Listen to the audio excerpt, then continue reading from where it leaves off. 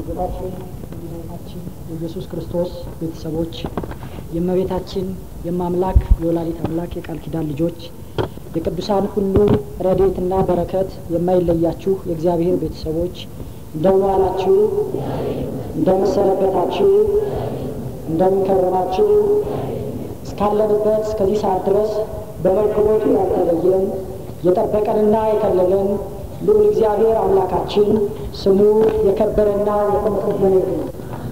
አንደበት የሚገልጥ አንደበት የሚሰጥ ምስጢር የሚገልጥ እግዚአብሔር ነው። ለኔ አንደበትን አስተዋይ ልቦናም የሚያድል እሱ ነው። ለእናንተ የምታስተውሉበት ልቦና አድሏችሁ በመካከላችን ተገኝቶ ያስተምረን ዘንድ ፈቃድ ይሁንልን። እንደ እግዚአብሔር ቸርነት ዛሬ የምንነጋገርበት የትምህርት ርዕስ አቤቱ ለምን ተውከኝ የሚል ነው። አቤቱ ለምን ተውኸኝ? መዝሙር 21 ላይ ቁጥር 1 ስናነብ ይህን ቃል እናገኛለን። ቅዱስ ዳዊት አምላኬ አምላኬ ለምን ተውከኝ ይላል።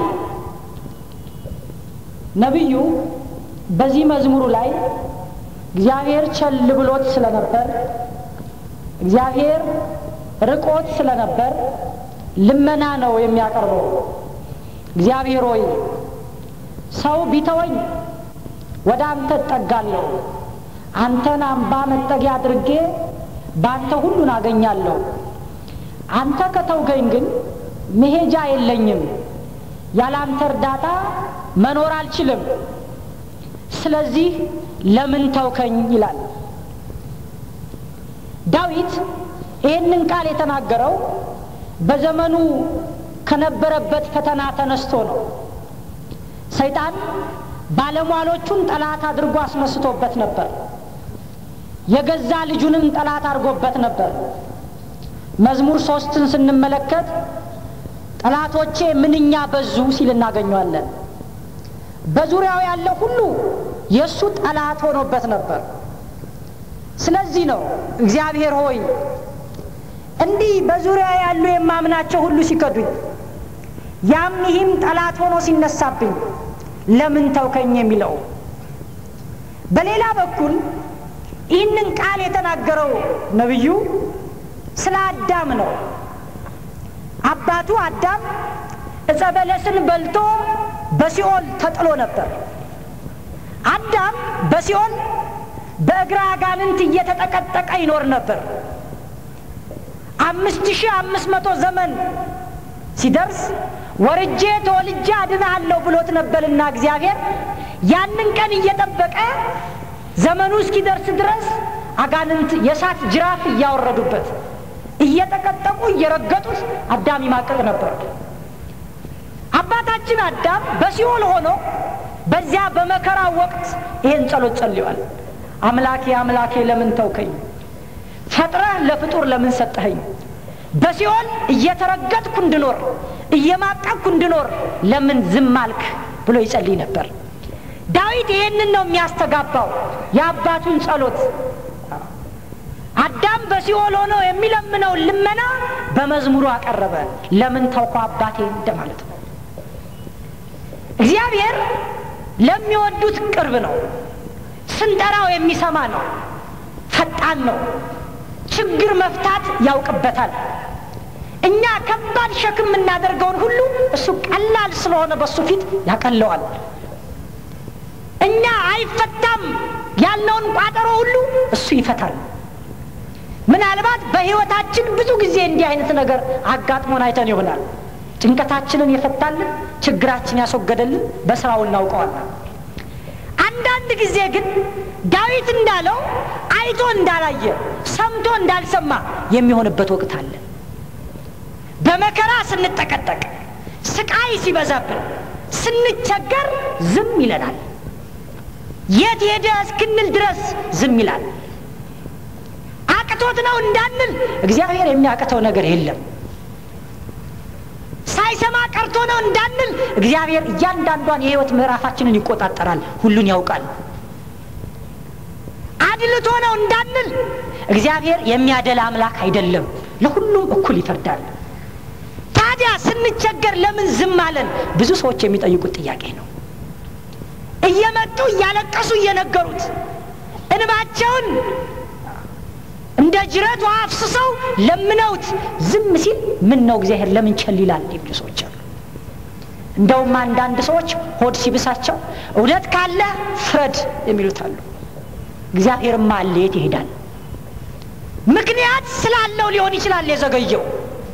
አንዳንድ ጊዜ ዝም የሚለው ምክንያት ሲኖረው ነው። ያ ምክንያት እስኪገለጥልን ድረስ ትዕግስት ያስፈልጋል።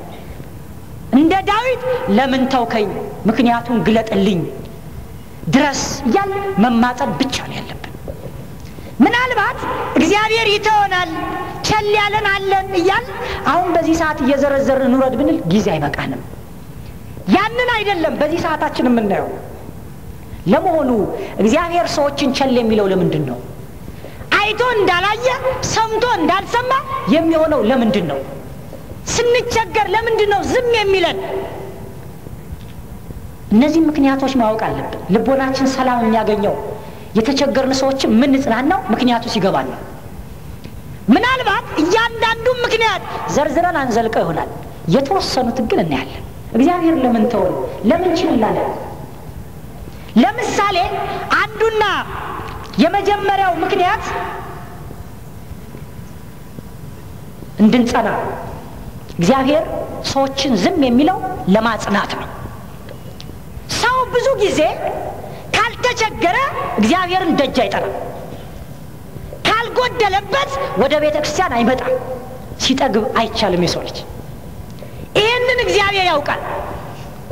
ንስሐ ለመግባት ልባችን የሚሰበረው ለመቁረብ ራሳችንን የምናዘጋጀው እለት እለት መተን እዚህ የምንጸልየው አንድ ነገር በሕይወታችን ሲያጎድል እንደሆነ ያውቃል። ይህን ስለሚያውቅ የልቦናችን ጥንካሬ ስለሚያውቅ አውቆ ችግር ውስጥ ይከተልና እየተቸገርን ስንጠራው ዝም ይላል። መተን ደጅ እየጠናን እያለቀስን እየጾምን እየጸለይን እስክንጸና ድረስ አይቶ እንዳላየ ሰምቶ እንዳልሰማ ይሆናል። በዚህ በደንብ ካጠነከረን ካጸናን በኋላ ከዛ ይደርስልናል። ችግር ያጸናቸው እኮ ብዙ ሰዎች አሉ። ችግር ጠርቶ አምጥቷቸው ቤተ ክርስቲያን የቀሩ ብዙ ሰዎች አሉ። የሉም እንዴ? አሉ። እንዲህ ሊያጸናን ሲፈልግ ነው። ይህንን በቅዱሳን ሕይወት ውስጥ ማየት እንችላለን። ለምሳሌ ቅድስት ሐና የሳሙኤል እናት አንደኛ ሳሙኤል ምዕራፍ 1 ተመልከቱ። ሐና ለብዙ ዘመን በትዳር እየኖረች ልጅ የሌላት ሴት ናት። እግዚአብሔር ማህፀኗን ዘግቶት ልጅ የላትም ነበር። በዚህ ሆድ ብሷት እያዘነች ስትኖር ሰዎች ደግሞ በጎን ሆነው ይጎተጉታት ነበር። ለምንድን ነው ልጅ የሌለሽ?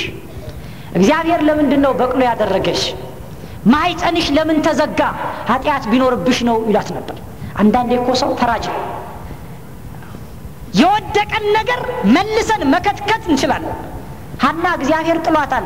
ሰው ደግሞ እዚያው ላይ መልሶ ሲመታ አስተውሉ። ሆድ የባሳቸውን ሰዎች ሆድ ማስባስ እንችላለን። እግዚአብሔር ማስተዋሉን ያድለን በቸርነቱ። በዙሪያዋ ያሉ እየመጡ ሆድ ያስብሷት ነበር። ለምንድን ነው እግዚአብሔር ማህፀንሽን የዘጋው?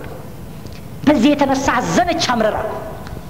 ለሌሎች ልጅ እየሰጠ ሌሎችን እናት እያስባልክ እኔን ምን ነው ማህፀኔን ዘጋ? መቼ ነው እግዚአብሔር የምትደርሰው?